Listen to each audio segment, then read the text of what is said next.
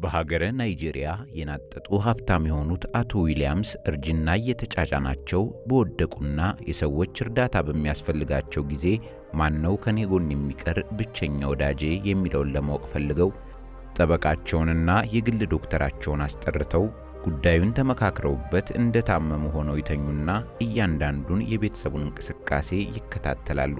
በዚህ ጊዜ ታዲያ ከዚህ በኋላ በሕይወት አይተርፉም ብለው ያሰቡት የቤተሰቡ አባላት አባታቸውን ረስተው ያሻቸውን ውሳኔ ይዘው ሀብት ንብረቱን እንደፈለጉ ሲያደርጉት አዛውንቱ በጸጥታ ሲታዘቡ ቆይተው በስተመጨረሻ ተግባሩ ድራማ መሆኑ ሲታወቅ የተፈጠረው ነገር እጅግ አስደንጋጭ፣ አሳዛኝና ልብ የሚነካ ሆኖ አለፈ።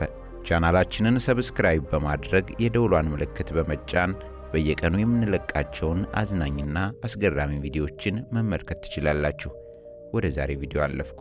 ሆቴሎችና ትልቅ ኩባንያን ጨምሮ ሁሉም አይነት ንብረቶች ያሏቸው ቱጃሩ አዛውንት አቶ ዊሊያምስ እርጅና እየተጫጫናቸው ሲመጣ አንድ ቀን በክፍላቸው ውስጥ የተሰቀለውን የቤተሰብ ፎቶ ተመለከቱና ከዚህ ቤተሰብ የእውነት የሚወደኝ ማን ነው? ስወድቅ ከጎኔ የሚቆመውስ ማን ነው? ሲሉ ራሳቸውን ጠየቁ። ከዚያም መላ ዘየዱና ጠበቃቸው ጆንና የግል ዶክተራቸውን ዶክተር ማክስዌልን ወደ መኖሪያ ቤታቸው አስጠርተው በለስላሳ ድምፅ በጣም እንደታመምኩ አስመስዬ ቆይና በቤተሰቤ ውስጥ በእውነት የሚወደኝ ማን እንደሆነ በመጨረሻ ከኔ ጎን የሚቆየውን ሰው ማየት ፈልጋለሁ ሲሉ ጠበቃው ተገርሞ አይኑን ከፈተና ይህ ጥበብ የተሞላበት ሐሳብ ነው ጌቴ፣ ግን እባክዎ የገንዘብዎን ክፍል ይደብቁ፣ ሌላ አካውንት ተከፍቶና ግማሹን ንብረትዎን እዛ ያቆዩ ሲላቸው አቶ ዊሊያምስ ፈገግ ብለው ተስማሙ።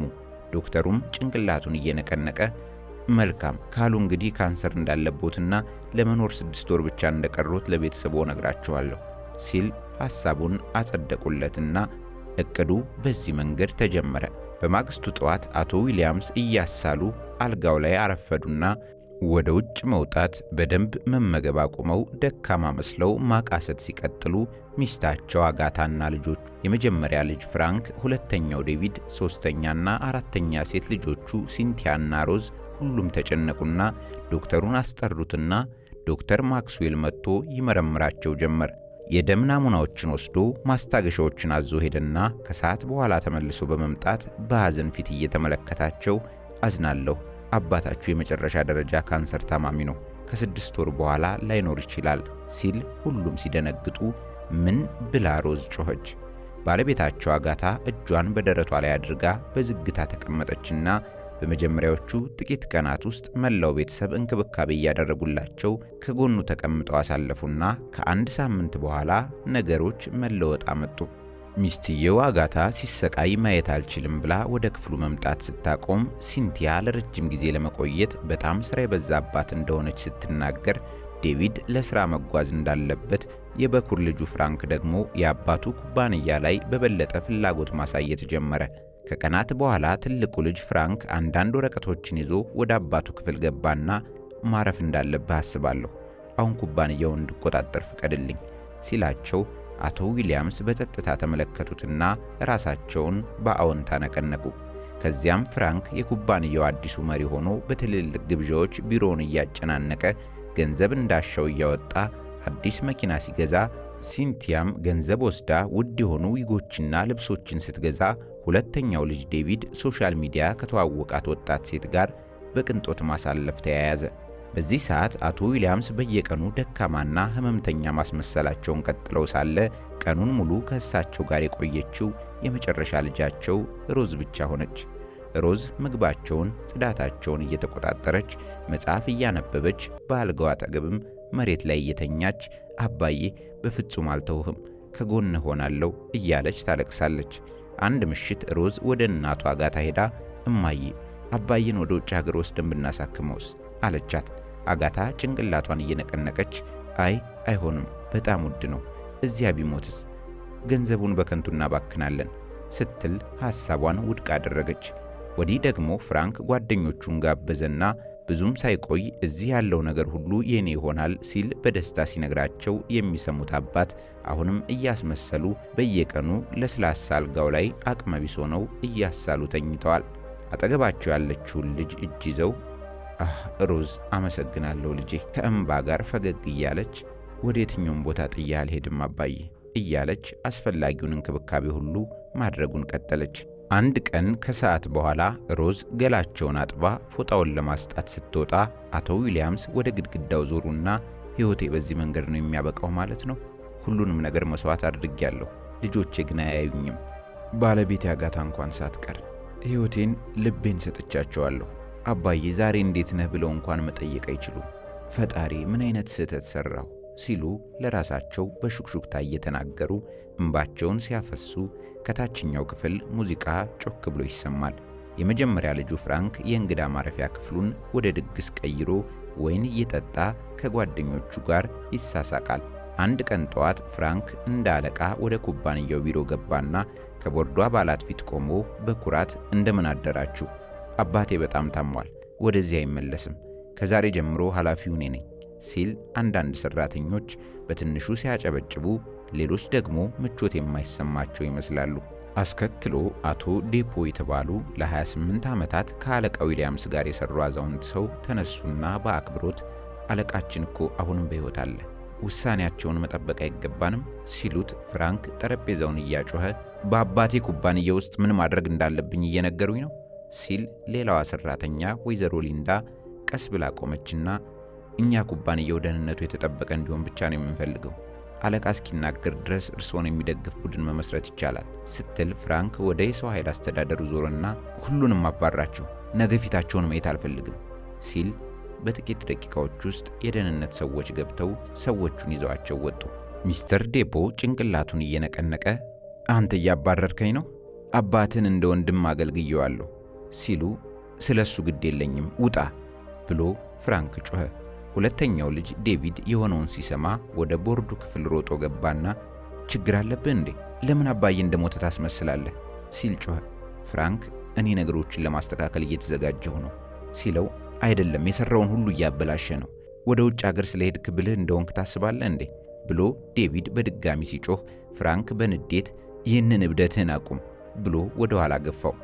ዴቪድ በምላሹ እጁን ሰነዘረና ድብድብ ጀመሩ። በዚያው ቀን ሮዝ ስለ ወንድሞቿ ድብድብ ሰምታ ልቧ ተሰብሮ ሁለቱንም ወደ ሳሎን ጠራችና እንባዋን እያፈሰሰች ለምን ትጣላላችሁ? አባዬ ደህና እንዳልሆነ ታውቃላችሁ። አሁን የሚያስፈልገው ፍቅራችን ነው። በገንዘቡ ለምን ትጣላላችሁ? አባዬ ጥሩ ሕይወት አልሰጠንም? ለኛ በቂ መስዋዕትነት አልከፈለም? ብላ ስትወቅሳቸው ፍራንክና ዴቪድ አጎነበሱ።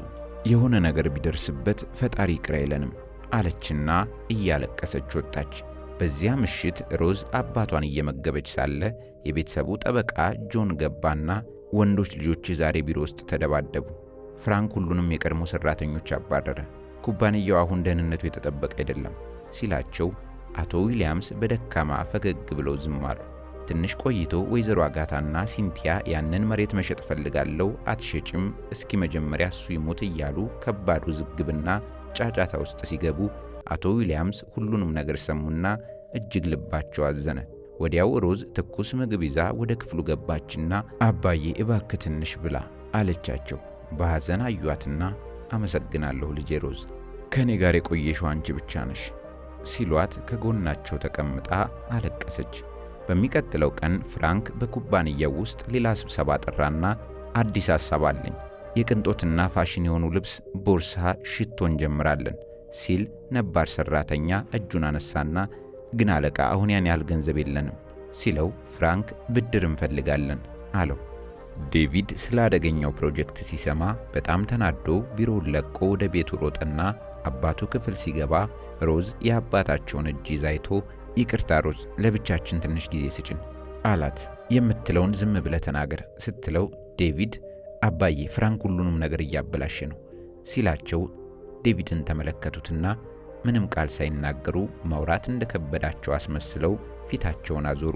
ሮዝ ብቻ ከአባቷ ጎን 24 ሰዓት ሳትጠፋ ቀናት ሲያልፉ አንድ ቀን ጠዋት ዴቪድ በጣም ተቆጥቶ በረንዳ ላይ ቁጭ ብሎ በጥልቀት አሰበና ፍራንክ ሁሉንም ነገር መቆጣጠርና አባታችን የሰራውን ሁሉ ማባከን እንደሚችል ያስባል አይደል? ከእንግዲህ እጄን አጣጥፌ አልቀመጥም አለና በማግስቱ በከተማው ውስጥ ካሉት የአባታቸው ትላልቅ የቅንጦት ሆቴሎች አንዱ ወደ ሆነው ወደ ሶንሬ ግራንድ ሆቴል ሄደ። አስተዳዳሪው አቶ ፊሊክስ ሲያየው ተገረመና ሰላም አለቃ፣ እንኳን ደህና መጣህ አለው። ሰላም፣ ይህ ሆቴል ለሽያጭ የቀረበ መሆኑን ልነግርህ ነው የመጣሁት አለው ዴቪድ ቆፍጠን ብሎ። ምን? ይህ አባትህ ከገነባቸው ምርጥ ሆቴሎች አንዱ ነው። በዚህ ቦታ በጣም ኩራት ይሰማዋል። እባክህ አትሽጠው፣ ይህ ሆቴል ለሱ ትልቅ ትርጉም አለው አለ ፊሊክስ በአክብሮት። ግን ግራ ተጋብቶ በረጅሙ እየተነፈሰ የዴቪድ ፊት ተለዋወጠና በአባቴ ንብረት አንተ አስተያየት እየሰጠኸኝ ነው? እየቀለድክ መሆን አለበት። እንደገና ልታስቆመኝ ከሞከርክ እኔ ራሴ አባርርሃለሁ ሲለው ፊሊክስ አጎንብሶ ይቅርታ ጌታዬ ብሎት ጥሎት ሄደ። ዴቪድ እንደሄደ ፊሊክስ የቤተሰብ ጠበቃው ጆን ጋር ደወለና ሰላም ጌታዬ፣ ዴቪድ ሆቴሉን መሸጥ ይፈልጋል። ይህ ትክክል አይመስለኝም። አለቃውንም በሕይወት አለ በማለት ሲነግረው አትጨነቅ፣ እኔ ነገሩን እፈተዋለሁ ብሎ ጆን ስልኩን ዘጋው። በማግስቱ ጆን የታመኑ ሰዎችን ወደ ሆቴሉ ላከና የሚገዙ እንደሆኑ አስመስለው ገንዘብ ለዴቪድ ከከፈሉ በኋላ ከዴቪድ የሽያጭ ሰነዶቹን ተቀብለው ደህንነታቸውን ጠብቀው ሁሉንም ነገር ለጠበቃው ጆን አስረከቡ። ጠበቃውም የሆቴሉን ወረቀቶች ለአቶ ዊሊያምስ ለማስቀመጥ በግል ካዝናው ውስጥ ደበቃቸውና ሆቴሉን ሌላ የማይታወቅ ሰው ከመግዛት ታደገው። ነገር ግን ዴቪድ በዚያ ብቻ አላቆመም። አባታቸው ለዓመታት ሳይነካው ከተወው ትልቅ መሬት ለመሸጥ ሲንደረደር አሁንም ጆን መሬቱን የሚገዙ ታማኝ ሰዎችን አመቻቸና ሰዎቹ እንደ ገዢ መስለው ገንዘቡን ከፍለውት ሁሉንም ሰነዶች ለሱ ሰጡትና በካዝናው ውስጥ ቆለፋቸው። ዴቪድ ደስተኛ ሆኖ ሲቦርቅ ከ3 ቀናት በኋላ ዜናው ወደ ሲንቲያ ደረሰና ዴቪድ ቴሌቪዥን እያየ ወደ ተቀመጠበት ሳሎን በንዴት ገብታ ዴቪድ፣ የአባታችንን ሆቴል ሸጥክ፣ መሬቱንም ሸጥከው አይደል ብላ ጮኸችበት። ዴቪድ ተናዶ ሲንቲያ አትጩሂብኝ፣ እኔ ልጅ አይደለሁም እሺ ብሎ በጥፊ ያጮላት። ያ መሬት ለኔ የታሰበ ነበር እሺ አንተ ጅል ቆይ ስትለው ዴቪድ መልሶ ሊመታት ሆነና ሁለቱም ሲታገሉ የሳሎኑን ዕቃ መሰባበር ሲጀምሩ አንዷ ሰራተኛ ሮጠችና ሮዝ እባክሽ ቶሎ ነይ፣ ወንድምና እህትሽ እየተጣሉ ነው ስትላት ሮዝ ሮጣ ሄደች። ሮዝ ስታያቸው በጣም አዝና እያለቀሰች በአባታችን ንብረት ገና በሕይወት እያለ ትደባደባላችሁ? ውለታውን እንዲህ ነው የምትመልሱት? እባካችሁ አቁሙ ስትል ገሰጸቻቸውና ተላቀው ወደ ውጭ ወጡ። ከቀናት በኋላ ደግሞ እናትየው አጋታ ወደ አለቃ ዊሊያምስ ክፍል ገባችና ፊቷን አጨማደው ይህ ክፍል ታፍኗል፣ ጠረኑም ደስ አይልም፣ እዚህ መተንፈስ አልችልም ስትል አቶ ዊሊያምስ አሳሉና ፊታቸውን አዞሩ። ወደ ሮዝም ዞረችና አንቺ ልጅ አንቺን በሽተኛ መሆን አማረሽ ብላ ሾፌርና ጠባቂዎቹን ጠራች። እማዬ ምን እያደረግሽ ነው አለች ሮዝ። አጋታም ይህንን ክፍል ከእንግዲህ መቋቋም አልችልም፣ አባትሽ ካሁን በኋላ በእንግዳ ክፍል ውስጥ ይተኛል፣ ሆስፒታል እንኳን እንደዚህ አይነት መጥፎ ሽታ አይኖርም ስትል ለምን እንደዛ ታደርጊያለሽ? ይህ አባቴ ክፍል ነው፣ አታደርጊውም። ሮዝ አለቀሰች። ዝም በይ አንቺ፣ ሚስቱ ነኝ፣ በዚህ ቤት ውስጥ ምን እንደሚሆን እኔ ወስናለሁ ብላ እያንቧረቀች ሾፌሩና ጥበቃው ገቡ። ደገፍ አድርጋችሁ አሁኑን ወደ እንግዳ ክፍል ውሰዱት ስትል ሮዝ ከአልጋው ፊት ቆማ አይሆንም፣ አባቴን አትንኩት ብላ ጮኸች። ሰዎቹ ግራ ተጋብተው አቶ ዊሊያምስን በእርጋታ ሲያነሷቸው አሁንም እያስመሰሉ አቃሰቱና በቤተሰባቸው መከዳታቸው እያሳዘናቸው ወደ እንግዳ ማረፊያ ክፍል ገብተው ተኙ። ሳምንታት አለፉ። በፍራንክ መጥፎ ወጪና የጭካኔ ውሳኔዎች የአቶ ዊሊያምስ ኩባንያ መጎዳቱን የቀጠለ ሲሆን ትርፉ እያሽቆለቆለና ታማኝ ደንበኞች እየሸሹ ሰራተኞች እያጉረመረሙ ነበር። ፍራንክ በትልቅ የማስታወቂያ ሰሌዳ የጀመረው አዲሱ የፋሽን ብራንድ ማንም የሚገዛ ስላልነበረ ንግዱ ሙሉ በሙሉ ኪሳራን ስላመጣ ፍራንክ በቢሮው ውስጥ ተጨንቆና ላብ በላብ ሆኖ ተቀመጠ። አሁን ገንዘብ ከየት ማግኘት ይችላለሁ ሲላሰበና በመጨረሻም የአባታቸውን ተወዳጅ ምርጥ ሰንሬ ግራንድ ሆቴልን እሸጣለሁ አለና በዚያ ምሽት የቤተሰብ ስብሰባ ጠራ። ሁሉም ሰው በሳሎን ውስጥ ተሰባስበው ሊነጋገሩ ሲዘጋጁ አለቃ ዊሊያምስ በእንግዳ ማረፊያ ክፍል ውስጥ በጸጥታ ተኝተው ፍራንክ ከባድ ፊቱን እንደያዘ ከቤተሰቡ ፊት ቆሞ ኩባንያው ከባድ ችግር እያጋጠመው ነው፣ ፈጣን እርምጃ ካልወሰድን ሁሉንም ነገር እናጣለን። ስለዚህ የሰንሬ ግራንድ ሆቴልን መሸጥና ገንዘቡን ለኩባንያው ማስገባት እንዳለብን ወስኛለሁ ብሎ ሲንደረደር ሲንቲያ የትኛውን የሰንሬ ግራንድ ሆቴል? ዴቪድ አስቀድሞ የሸጠውን ብላ ስትጮህ ሁሉም ደንግጠው ጸጥ አሉ። ፍራንክ ምናልሽ ሲላት ሲንቲያ እጆቿን አጣጠፈችና ሰምተኛል ባክህ፣ አሁን ታናሽ ወንድምህን ጠይቅ ስትለው ዴቪድ በዝግታ ሲቆም የአጋታ አይኖች ተከፈቱና ዴቪድ እውነት ነው? የሰንራይ ግራንድ ሆቴልን ሸጣሃል? ለእኔ እናትህ እንኳን ሳትነግረኝ ዴቪድ ስትለው ተናደደና እናቴ ፍራንክን በኩባንያው ውስጥ ስላባከነው ገንዘብ ጠይቀሽዋል? ሁሉንም ድግሶችና የጀመረውን የፋሽን ከንቱ ነገሮች ሲሰራኝ አስቆመነዋል ሲል ፍራንክ ዘሎ የዴቪድን ሸሚዝ ጨምድዶ ያዘና አንተ ሌባ የአባቴን ሆቴል ሸጠህ ገንዘቡን ያስክ ሲል ዴቪድ ወደ ኋላ ገፋውና አትንካኝ እጆችን አጣጥፌ ልሂድ ታዲያ ብሎት የለየለት ድብድብ ጀመሩ። እናትየው እርስ በርሳችሁ ልትገዳደሉ ነው ብላ ጮኸችና ቤቱ ከባድ ትርምስ ውስጥ ሲገባ ሮዝ ሮጣ እያለቀሰች መጣችና በዚህ ቤት ውስጥ ሰላም የለም በቃ አባታችን ታሞ እናንተም እንደ እንስሳ ትጣላላችሁ ገንዘብ ሁላችሁንም እንዴት እንደዚህ እንዳሳወራችሁ አላውቅም ስትል አፍረው ጸጥ አሉ። በዚያው ምሽት ጠበቃው ጆን ወደ አቶ ዊሊያምስ ክፍል ገባና አጠገባቸው ተቀምጦ በሹክሹክታ ጌታዬ አንድ ነገር ልነግር እፈልጋለሁ። ዴቪድ የሰንራይ ግራንድ ሆቴልና አንድ ትልቅ መሬት ሸጧል። እኔ ግን ሀብቱን ለማትረፍና ወረቀቶችን ለማግኘት ወገኖችን ተጠቅሜ ሁሉንም ነገር ደህንነቱ በተጠበቀ ሁኔታ አስቀምጨዋለሁ ሲል አቶ ዊሊያምስ በዝግታ አይናቸውን ጨፍነው ተመለከቱትና አመሰግናለሁ በጣም ጥሩ ነው ያደረከው ብለው በሹክሹክታ መለሱ። ልጆቹ እርስ በርሳቸው እየተራበሹ ነው። ነገሩ እየባሰ ነው። ግን አትጨነቅ የሰራኸውን ሁሉ እንዲያጠፉ አልፈቅድም አለና ጆን ሲወጣ አቶ ዊሊያምስ እጅግ እያዘኑ ገና ፈርሳ ይጫንብኝ እንደዚህ ብለው ቆዘሙ። ግብግቡ በረድ ካለ በኋላ ፍራንክ ወደ እናቱ ሄዶ እናቴ ሰምተሽዋል? የአባቴን ሆቴል ሸጦ ገንዘቡን ያዘ። አሁን ምን እናድርግ ሲላት ተው እሱ ግትር ነው። ገንዘቡን ማምጣት ካልፈለገ አንተ ሌላ ቤት ወይም የአባትን ነጭ ሲዩቪ መኪና ሽጥ ስትለው የሰማችው ሮዝ ጣልቃ ገባችና ምናልሽ ያ የአባቴ ተወዳጅ መኪና ነው ብላ ስታለቅስ ገንዘቡ ያስፈልገናል አልገባሽም እንዴ? ሁሉም ነገር ከመበላሸቱ በፊት ኩባንያውን ለመደገፍ ገንዘብ ያስፈልገናል ብለው ጥለዋት ሄዱ። ከሁለት ቀናት በኋላ 3 ትላልቅ መኪኖች ግቢ ገቡና የአቶ ዊሊያምስ ቤተሰብ ታናሽ ወንድሙ 2 የአጎት ልጆችና ከመንደሩ የመጣ አንድ ሽማግሌ ነበሩ። ሁሉም ፍራፍሬና መጠጥ ይዘው አለቃ እንደታመመ ሰማን ሲል ከመሃላቸው አንዱ አጋታ ከቤቱ በፍጥነት ወጣችና እዚህ ምን እያደረጋችሁ ነው? ማን ጋበዛችሁ? ስትል ሽማግሌው በእርጋታ ወደፊት ወጡና እመቤት ወንድማችንን ለማየትና ለሱ ለመጸለይ ብቻ ነው የመጣ ነው። ለምን ጤናማና ሀብታም ሲሆን አልመጣችሁም? አሁን እንደ አሞራ በራችሁ ትመጣላችሁ? ስትል ዘመዶቹ አፍረው ሲያጎነብሱ እኛ ምንም ሌላ ነገር አላሰብንም ቢሏትም አጋታ እያጨበጨበች ሁላችሁም ወደ መጣችሁበት ተመለሱ፣ እኛ የውሸት የቤተሰብ ፍቅር አያስፈልገንም፣ አሁን ጥበቃ ሳልጠራ ከዚህ ቤት ውጡ ብላ ሸኘቻቸው።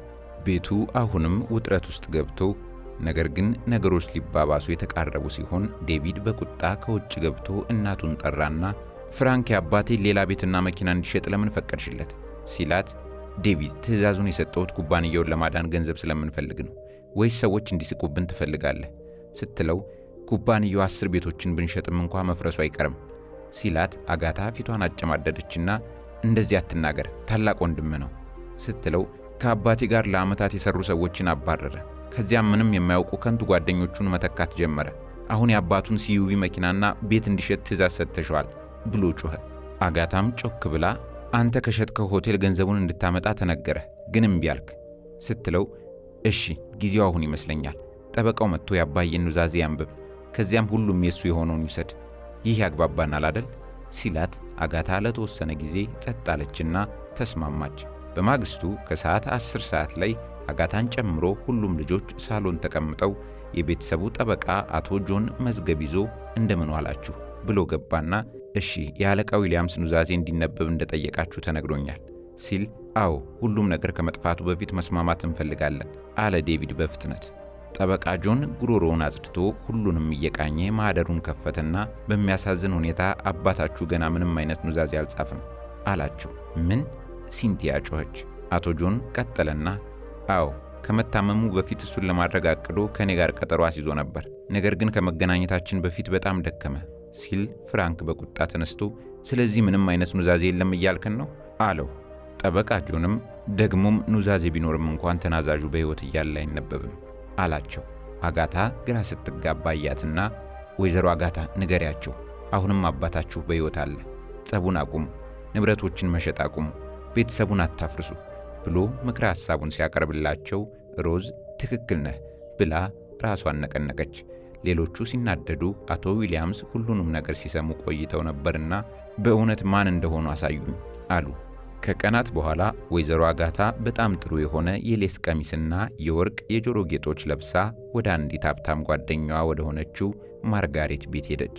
ሰላምታ ከተለዋወጡ በኋላ አጋታ ባልሽ በጣም መታመሙን ሰማሁ፣ እንደሚሻለው ተስፋ አደርጋለሁ፣ ግን ዶክተሩ ምን እያለ ነው አለቻት። አጋታ በኃይል ተነፈሰችና ዶክተሮቹ የከፋ ካንሰር ነው አሉ፣ ላይተርፍ ይችላል ስትላት ማርጋሬት ወደፊት ዘንበል ብላ ይህ ከባድ ነው፣ እንዴት እየተቋቋምሹ ነው ታዲያ? አጋታ እጆቿን አጣጠፈች። አዝኛለሁ፣ ብቻዬን ነኝ፣ ለማንም የማወራው የለኝም፣ እሱ ቀኑን ሙሉ ሳል ብቻ ነው። ማርጋሬት ግንባሯን ሸብሽባ ተንኮለኛ ፈገግታዋን እያሳየቻት ያ ማለት ከእንግዲህ ሊንከባከብሽ አይችልም ማለት ነው አለቻትና እየሳቀች አሁንም ገና ነሽ አጋታ፣ ደግሞም ቆንጆ ነሽ፣ በታመመ ሽማግሌ ምክንያት መሰቃየት አያስፈልግሽም፣ እኔ በሆን ኖሮ ጠንካራ ጎልማሳ ሰው እፈልግ ነበር ስትላት የአጋታ አይኖች ተከፈቱ።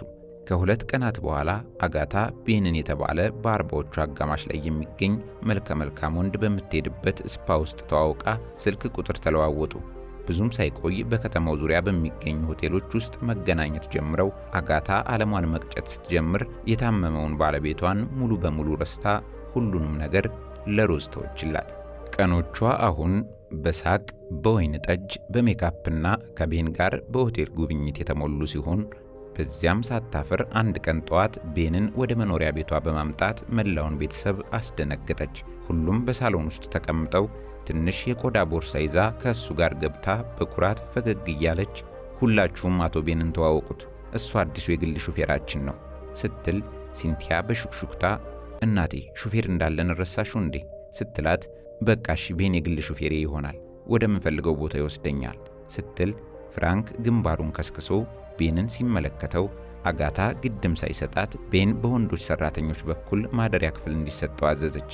አለቃ ዊሊያምስ ወደ ቤታቸው ሌላ መዘዝ እንደገባ ሳያውቁ በጸጥታ በክፍላቸው ውስጥ ተኝተዋል።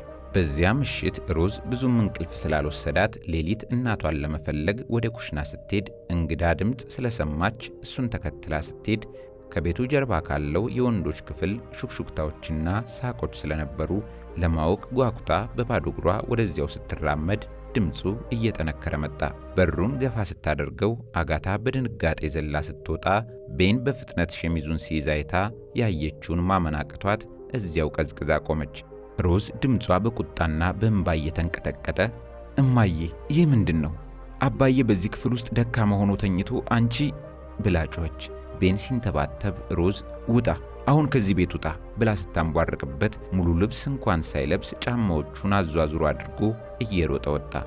አጋታ ነገሩን ለማስተባበል ብትሞክርም ሮዝ ግን ጣልቃ ገብታ ያንን ሁሉ ውለታ የዋለልሽን አባቴን ገና ሳይሞት ተውሽው ብላ በጣም ስለወቀሰቻት በመጨረሻ ግን አጋታ የምንታ ፍርቷን ያየሽውን ለማንም እንዳትናገሪ ለወንድሞችሽም ቢሆን ስትላት ሮዝ ዞርም ብላ ሳታያት እየተንቀጠቀጠችና እየተናደደች ጥላት ሄደች። በማግስቱ ጠዋት ሮዝ በአባቷ አልጋ አጠገብ ተቀምጣ እንባ በጉንጮቿ ላይ እየፈሰሰ ተመለከተችው። ለራሷ ከእንግዲህ እዚህ ቤት ስለሱ ማንም ግድ የለውም፣ ምናልባት በትውልድ በመንደር ውስጥ የሆነ እርዳታ ሊያገኝ ይችላል ብላ በሹክሹክታ ተናገረችና ከቤቱ ሹፌር ጋር በጸጥታ ዝግጅት አደረገች። ምሽት ላይ አለቃ ዊሊያምስን ወደ ተወለዱበት መንደር ወስዳ እዚያ እንደደረሱ ዜናው በፍጥነት ተሰራጨና ዘመዶች፣ አጎት፣ የአጎት ልጆች፣ ሽማግሌዎችና የመንደሩ ነዋሪዎችም እንኳን ደህና መጡ ብለው ብዙዎቹ ፍራፍሬ ይዘው ጠየቋቸው። በግቢው ውስጥ ተቀምጠውም በሐዘን ጭንቅላታቸውን እየነቀነቁ ይህ ሰው ለኛ በጣም ደግ ነበር እያሉ አንዱ እርሻዬን ለማስፋፋት ገንዘብ ሰጥቶኛል ሲል፣ ሌላው የማህበረሰብ ትምህርት ቤት ገንብተዋል ሲሉ ቆዩና እርስ በርሳቸው ተመካክረው አንዲት አዛውንት ሴት አንድ ጎበዝ የባህላዊ ሕክምና ባለሙያ አለ፣ ምርጥ መድኃኒቶች አሉት፣ እሱን እንጥራው አለች። ሮዝ ተገርማ እዚህ ብዙ ሰዎች አባቴን ይወዳሉ፣ ነገር ግን የራሱ ቤተሰቦች ጀርባቸውን ሰጡት ስትል አሰበች። በማግስቱ ባህላዊ ሕክምና ባለሙያ መጥቶ አለቃ ዊሊያምስ ወደ ተኙበት ትንሽ ክፍል ገብቶ አዛውንቱን በጸጥታ ተመልክቶ ወደ ሮዝ ዞረና ብቻዬን ላናግረው ሲላት ሮዝ ራሷን ነቀነቀችና ወዲያው ወጣች። ከዚያም በዓይኖቹ ውስጥ ጥንካሬ እንዳለ አይቻለሁ፣ እነሱ እንደነገሩኝ ደካማ አይደሉም ሲላቸው አቶ ዊሊያምስ በረጅሙ ተነፈሱና አዎ አልታመምኩም፣ ካንሰርም የለብኝም፣ ሁሉም እቅድና ፈተና ነበር ሲሉት ምን ፈተና ብሎ ዓይኖቹን ጨፈነ። አዎ፣ ማን በእውነት እንደሚወደኝ አቅመቢስ ስሆን ከጎኔ ማን እንደሚቆም ለማወቅ ይህንን ጠበቃዬና ዶክተሬ ብቻ ያውቃሉ። ልጆቼ፣ ሚስቴና ሌሎች ሁሉ አያውቁም ሲሉ ባለሙያው የአዛውንቱን አይኖች በጥልቀት ተመለከተ። ከዚያም በዝግታ ፈገግ አለ። አንተ ጥበበኛ አለቃ፣ በጣም ጥበበኛ ሰው ነህ ብሎ ለተወሰነ ጊዜ ዝም ብሎ ተቀመጠና አለቃ ዊሊያምስን በታላቅ አክብሮት እያየ አንተ ሀብታም ብቻ አይደለህም፣ ጥልቅ ጥበብ ያለ ሰው ጭምር ነህ። ብዙ ሰዎች ሞትን ይፈራሉ፣ አንተ ግን እውነተኛ ልብን ለማየት እንደ መስታወት ተጠቅመኸዋል። አመሰግናለሁ ጓደኛዬ፣ ግን ያየሁትን ነገር ልቤን ሰበረኝ ብለውት ሲያዝኑ፣ አይ ብቻህን አይደለም፣ አሁን በእውነት የምትወድ ልጅ አለህ፣ ሴት ልጅህ ሮዝ፣ እሷ በጨለማ ውስጥ ብርሃን ናት ሲል አጽናናቸው። ከክፍሉ ውጭ ሮዝ በግቢው ውስጥ እየተዘዋወረች ልቧ እየመታ እባክህ አምላኬ መልካም ዜና አሰማኝ አለች በሹክሹክታ። ባለሙያው ሲወጣ ወደ እሱ ሮጠችና እንዴት ነው? ምን አገኘህለት? ሰውየው ረጋ ያለ ፈገግታ ሳያትና አባትሽ ከምታስቢው በላይ በጣም ጠንካራ ሰው ነው ሲላት የሮዝ አይኖች አበሩ። መድኃኒቶች ይሰሩ ማለት ነው ስትለው ባለሙያው በቀስታ ሳቅና ትከሻዋን ነካ ያደረጋት የምትሰሪውን ነገር ብቻ ቀጥይ፣ ፍቅርሽ እየፈወሰው ነው ሲላት ሮዝ ግራ ተጋብታ አመሰግናለሁ አለችው። ወዲህ ደግሞ እቤት ውስጥ ፍራንክ ሰነዶችን እየፈተሸና ጭንቅላቱን እየነቀነቀ ቆየና አጋታና ሲንቲያ ቴሌቪዥን ወደሚያዩበት ክፍል ገብቶ እማዬ፣ ሲንቲያ በፍጥነት እርምጃ ካልወሰድን ኩባንያው ሙሉ በሙሉ ይዘጋል ሲል የከፈትከውን የፋሽን ብራንድ መዝጋት ትችላለህ አለችው ሲንቲያ። ዴቪድ ከውጭ ሆኖ እየሰማቸው ገባና በምሬት እየሳቀ ከዚህ በኋላ ምንም ነገር አንሸጥም፣ ምናልባት ያንን ቤትን ልትሸጥ ትችላለህ ሲል ፍራንክ ተንደርድሮ እኔ ቢያንስ ኩባንያውን ለማዳን እየሞከርኩ ነው፣ እንዳንተ ተቀምጬ አይደለም ሲለው እኮ ኩባንያውን አድን፣ ያበላሸኸው አንተው ራስህ ነህ። ስልጣንን ከተረከብክበት ጊዜ ጀምሮ የሰራኸው ነገር ቢኖር ገንዘብን ማባከን ብቻ ነው። ማውራትን ቀጥል ሲለው ፍራንክ በንዴት ጮህና ዳግም ግብ ግብ ውስጥ ገቡ። ከብዙ ሳምንታት በኋላ ለመጀመሪያ ጊዜ አለቃ ዊሊያምስ ከሮዝ እርዳታ ጋር ከትንሿ ጎጆ ሲወጡ በእውነትም በክህደትና በልብ ሐዘን ደክመው ነበር። የአካባቢው ሰው ሲያያቸው እያጨበጨቡ ተሰበሰቡና አለቃ እየተሻለው ነው፣ ፈጣሪ ይመስገን፣ መጸለያችንን እንቀጥላለን ሲሉ አንድ ሽማግሌ ወደ ሮዝ ጠጋ ብለው ልጄ፣ የአባትሽ መንፈስ ጠንካራ ነው፣ ተንከባከቢው፣ ረጅም ዕድሜ ይኖረዋል ሲሏት ሮዝ ፈገግ አለች። አለቃ ዊሊያምስ ምሽት ላይ ዙሪያውን ጸጥ ያለው ግቢ ውስጥ የማገዶ እንጨት እሳት አጠገብ ተቀምጠው ምናልባት ይህ የአዲስ ሕይወት መጀመሪያ ሊሆን ይችላል አሉ። ሮዝ ሞቅ ያለ ገንፎ ይዛ ወጥታ ከጎናቸው አስቀመጠች። አባዬ ብላ፣ ከጠዋት ጀምሮ ምንም አልበላህም ስትላቸው በስስት እያዩት ሮዝ ልጄ ቁጭ በይ፣ ልነግርሽ የሚገባ ነገር አለ። ሮዝ አይኖቿን ከፍታ ምንድነው አባዬ? በረጅሙ ተነፈሱና እውነቱን ልንገርሽ፣ ያየሽውን ሁሉ ህመሙ፣ የዶክተሩ ሪፖርት፣ ሳል፣ ድክመቱ፣ ሁሉም ፈተና ነበር። በጭራሽ አልታመምኩም፣ ካንሰርም የለብኝም።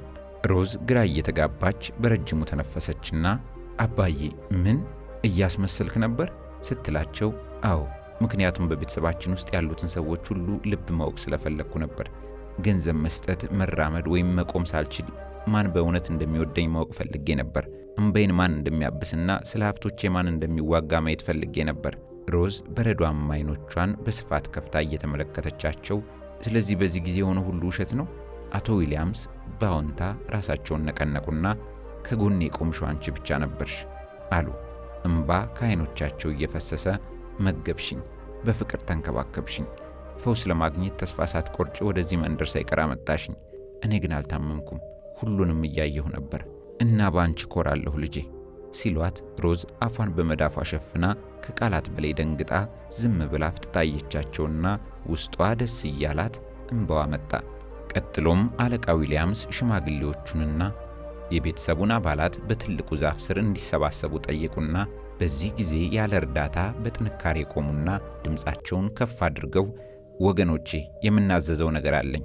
በጭራሽ ታምሜ አላውቅም፣ ካንሰርም አልነበረብኝም ሲሉ ሁሉም በድንጋጤ እርስ በርሳቸው ተያዩ። ቀጥለውም እቅድ ነበር። ከቤተሰቤ ውስጥ እኔን በእውነት የሚወደኝና ሀብቴን ብቻ የሚወድ ማን እንደሆነ ለማወቅ መሞከር ፈልጌ ነበር እና አሁን አውቄያለሁ። ግን ሁላችሁንም አመሰግናለሁ። የተሰባሰባችሁበትን መንገድ፣ ፍቅራችሁን፣ ድጋፋችሁን፣ ጸሎታችሁን በፍጹም አልረሳውም ብለው ዞሩና በተለይም አንቺ ልጄ ሮዝ፣ ሌሎቹ ሲሄዱ እንኳን ከጎኔ ቆመሽ ነበር ሲሉ ሁሉም አጨበጨቡ። አንድ ሽማግሌ ቆሙና አለቃ፣ አንድ ታላቅ ነገር አስተምረህናል። ይህ ዓለም ባስመሳዮች የተሞላ ነው። አንተ በእርግጥ ጥበበኛ ነህ ሲሉ፣ ሌላ ሴት ደግሞ ይህች ሴት ልጅህ በረከት ናት፣ ፈጣሪ የበለጠ ይባርካት ሲሉ አለቃ ዊሊያምስ ከብዙ ሳምንታት በኋላ ለመጀመሪያ ጊዜ ፈገግ አሉ። ከሰፈሩ ሲሄዱ የመንደሩ ነዋሪዎች እንደገና ተሰባሰቡና አለቃ ደህና ሁኑ፣ ተመልሰው መጥተው ይጎብኙን፣ እንወድዎታለን ብለው ሸኟቸው። ከሰዓታት በኋላ አለቃ ዊሊያምስ ከመኪና ወርደው በጥንካሬ ወደ መኖሪያ ቤታቸው ግቢ ሲገቡ ጥበቃዎቹ በድንጋጤና ባለማመን አፋቸውን ከፈቱ። ሮዝ ከጎናቸው ቆማ ቦርሳቸውን ይዛ ሲገቡ ቤት ውስጥ በቅርበት የነበረችው ሲንቲያ ስታያቸው ከዚያም ቀዘቀዘችና አፏ ተከፈተ። አባዬ ብላ ዘላ ወደ እሳቸው ሮጠችና አባዬ ደህና ነህ? ይህን ማመን አልችልም አጥብቃ አቀፈቻቸው። ዴቪድም የጆሮ ማዳመጫ አድርጎ ወደ ታች ሲወርድ ድንገት አያቸውና በድንጋጤ ቆሞ አፍጥጦ እያያቸው አባዬ ብሎ ሲጮህ ፍራንክ የወይን ጠርሙስ ይዞ ከኋላ ተከተለውና አባቱን ሲያይ ጠርሙሱ ከእጁ ወድቆ መሬት ላይ ተሰበረ። አባታችን ደህና ነህ ሲሏቸው አለቃ ዊሊያምስ ሦስቱን ልጆቻቸውን ተመልክተው ትንሽ ፈገግ አሉ። ከኩሽና የወጣቸው አጋታ አይኖቿም እንደገና እንደማይራመድ የምታስበውን አንድ ሰው ተመለከቱና ማመን አልቻለችም። ልቧ ከደረቷ ሊወጣ ተቃረበ። ውዴ እንኳን ደህና መጣህ ብላ ተንገዳገደች። አለቃ ዊሊያምስ ጭንቅላታቸውን እየነቀነቁ ምንም ሳይናገሩ በቀጥታ ወደ ዋናው መኝታ ቤታቸው ገቡ። ቤቱ ሁሉ እንደ ቀብር ቦታ ጸጥ ብሎ ቆየና ሁሉም ሮዝን ከበዋት ቆሙና ይህ እንዴት ሊሆን ቻለ? ዶክተሩ ካንሰር እንዳለበትና ሊሞት እንደሆነ ተናግሯል እኮ ሲሏት ፍራንክ ይህ ታምር መሆን አለበት ሲል አከለ። አጋታ ሮዝ ምን አድርገሽለት ነው ስትላት ምንም ታምር አላደረኩም፣ ለአባታችን የእውነት የሚያስፈልገውን ፍቅር፣ እንክብካቤና ሰላም ሰጠሁት። ሌላ ማንኛውም ጥያቄ ካላችሁ ሄዳችሁ ልትጠይቁት ትችላላችሁ ብላቸው ዞራ ወደ ላይ ወጣች። በዚያ ምሽት አለቃ ዊሊያምስ ከአልጋው አጠገብ ያለውን መሳቢያ ከፍተው ትንሽ ጥቁር የሲሲቲቪ ካሜራ ወጡ። ካሜራው ከስክሪን ጋር ሲገናኝ የታመመ መስለው በተኙበት ወቅት የተከሰቱትን ነገሮች በሙሉ የሚያሳይ ቀረጻ ሲሆን እሱን አመቻቹና ስልክ ደውለው ሰላም አቶ ጆን፣ ነገ ጠዋት ቤት መጥተን መነጋገር አለብን፣ የሰጠኋችሁን ሰነዶች ሁሉ አምጡ፣ ጊዜው ደርሷል ብለውት ስልኩን ዘጉ። ምሽቱን አጋታና ልጆቿ እንቆቅልሹ ሳይፈታላቸው እንዲሁ ሲጨነቁና ሲቁነጠነጡ አድረው በነጋታው የቤተሰብ ጠበቃው ጆን መጥቶ ሁሉንም ሰበሰበና በእርጋታ መዝገብ ይዞ ፊታቸው ተቀመጠ። ከዚያም አለቃ ዊሊያምስ ጠንካራ፣ የተረጋጋ፣ ደፋር ሆነው መጥተው ወደ ክፍሉ መሃል ሄዱና እንደ አንበሳ ቆሙ።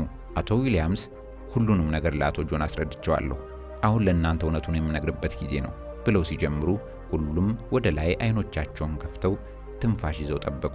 ካንሰር አልያዘኝም፣ በጭራሽ አልታመምኩም። ሁሉም ፈተና የፍቅር ፈተና፣ የታማኝነት ፈተና፣ የሚስቴንና የልጆቼን ልብ የማወቅ ፈተና ነበር አሉና ዝም ብለው እያንዳንዳቸውን በቀስታ ተመለከቷቸው። በእውነት ማን እንደሆናችሁ አሳያችሁኝ። ከኔ ጋር አንድ ሰው ብቻ ቆመ። ከመጀመሪያ እስከ መጨረሻ አንድ ሰው እንደ እውነተኛ ልጅ እንከባከበኝ ነበር፣ እሷም ሮዝ ነች ካሉ በኋላ ወደ ፍራንክ፣ ዴቪድና ሲንቲያ ዞረው ጥራት ያለው ትምህርት ቤት አስገባኋችሁ። የቅንጦት ሕይወት፣ መኪና፣ ጉዞ፣ ኩባንያ ሰጥቻችኋለሁ። ሆኖም ግን እንደምሞት ባሰባችሁበት ቅጽበት በሪሳ ሳጥን ውስጥ እንዳለሁ ያህል ንብረቶችን መከፋፈል ጀመራችሁ። አንተ ፍራንክ፣ የኔ ኩባንያ ጠንካራና በጣም ጥሩ እየሰራ ነበር። ምንድነው ያደረግከው? ኩባንያውን የገነቡትን ታማኝ ሰራተኞች፣ ለዓመታት መስዋዕትነት የከፈሉትን እንደ ቆሻሻ አስወገድካቸው። ጓደኞችን ሰብስበህ አስገባህ። በኩባንያ ገንዘብ ድግስ አዘጋጀህ። ለ40 ዓመታት የገነባሁትን ሁሉ አወደምክ። ቤቴንና ሲዊዊ መኪናዬን ሸጣችሁ ሲሉ ፍራንክ ፊቱን በአፍረት ሸፈነ። ወደ ዴቪድ ዞረው አንተም በትላልቅ የቅንጦት ሆቴሎቼ አንዱንና እጅግ ውድ ከሆኑት መሬቶቼ አንዱን የመሸጥ ልብ ነበረ። እንደ መጫወቻዎች ሸጥካቸው። ለምን? እነሱን ለመገንባት ስላልተቸገርክ? ፈጣሪ ይመስገን ምርጥ ጠበቃ ስላለኝ ቅርሴን ለመጠበቅ በድብቅ ገዛችሁ ሲሉት ዴቪድ በጉልበቱ ተንበርክኮ እያለቀሰ አባዬ እባክህ ይቅር በለኝ አለ። ሲንቲያ አንቺም መሬቴን መሸጥ ፈልገሽ ሰነዶቹ ስላልነበሩሽ አልቻልሽም። በገዛ እጃችሁ ነገሩን ሁሉ አበለሻሻችሁት። አሁን ሁላችሁም የራሳችሁን ሥራና የገቢ መንገድ ፈልጉና ከኔ ራቁ። ከዛሬ ጀምሮ ከኔ ምንም አታገኙም አሏቸው። ሲንቲያ በጉልበቷ ተንበርክካ አለቀሰች። ከዚያም ቀስ ብለው ወደ ሚስታቸው አጋታ ዞሩና አጋታ አንቺ እጅግ ታምኘሽ ኖሬያለሁ፣ ግን አንቺን የተኝቼ በእኔ ላይ ማገጥሽ ሲሏት እባክህ ውዴ እንደሱ አይደለም ስትል ጨርሻለሁ፣ ከቤቴ ለመውጣት 24 ሰዓታት አሉሽ፣ ዕቃሽን አዘጋጂ አሏት።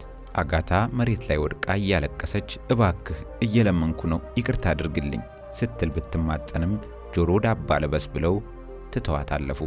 ከዚያም አለቃ ዊሊያምስ ፈገግ እያሉ የሮዝን እጅ ያዙና አቶ ጆን ዛሬ እንድትመጣ የጠየቅኩህ የቀሩኝ ንብረቶቼን፣ ቤቶቼ፣ ንግዶቼን ሁሉ የሮዝ መሆናቸውን ልናዘዝና ላጸድቅ ነው ሲሉ ቀሪው የቤተሰብ አባል ጭንቅላታቸውን ያዙና እየተቁነጠነጡ አለቀሱ። አለቃ ዊሊያምስ ቀጠሉና ሮዝ ፍቅርን ያሳየችኝ፣ በእኔ ያመነችብኝ፣ አቅመ ቢሶኝ ሳለሁ እንደ ሕፃን የተሸከመችኝ ብቸኛዋ ልጄ ምትኬ ነች። ለዚህም አሁን የሀብቴ ብቸኛ ወራሽ እርሷ ነች። ጆን ያ ብቻ ሳይሆን ሮዝ አሁን የኩባንያ አዲስ ዋና ሥራ አስፈጻሚ ሆናለች። ሁሉንም የተባረሩትን ታማኝ ሠራተኞችን ጥሯቸውና ወደ ሥራ እንዲመለሱ ንገራቸው ሲሉ አዘዙት። ከአንድ ዓመት በኋላ ኩባንያው በሮዝ አመራር ስር ከመቼውም ጊዜ በበለጠ ጠንካራ ሆኖ የንግድ ትርፉን በእጥፉ አሳድጎ አዳዲስ ቅርንጫፎች ተከፈቱ። የጥራት ሽልማቶችም መጡ። ታማኝ ሠራተኞች በደስታ አብረዋት እየሰሩ እመቤት ሮዝም ዘ ዋይዝ ማን ወይም ጥበበኛዋ ሴት ብለው የሰየሟት ሲሆን አለቃ ዊሊያምስ በቢሮው ውስጥ ተቀምጠው ኩሩና ልበቀናዋ ሴት ልጃቸው በልበ ሙሉነትና በጥበብ የቦርድ ስብሰባዎችን ስትመራ ይመለከቱ ነበር። ዴቪድ እና ፍራንክ በሌላ ቦታ መለስተኛ ሥራ አግኝተው ሕይወታቸውን እንደገና ለመገንባት ሲሞክሩ ሲንቲያ ለአባቷ እንደተለወጡ ለማሳየት ትታትራለች። አጋታ የት እንደሆነች ማንም ሰው አያውቅም። ሮዝ በኩራት ተሰይማ ትልቅ ተቋም ስትመራ ሁሉም ፈተናዋን በሚያስደንቅ ሁኔታ አልፋ ያገኘችው ደረጃ መሆኑን ይመሰክሩላታል። እንደ ሁልጊዜውም ሁሉ በዚህ እጅግ አስገራሚና አሳዛኝ ታሪክ ላይ የተሰማችሁን ሐሳብና አስተያየት አካፍሉን። እኛ እዚህ ላይ አበቃን። ቸር ቆዩልን።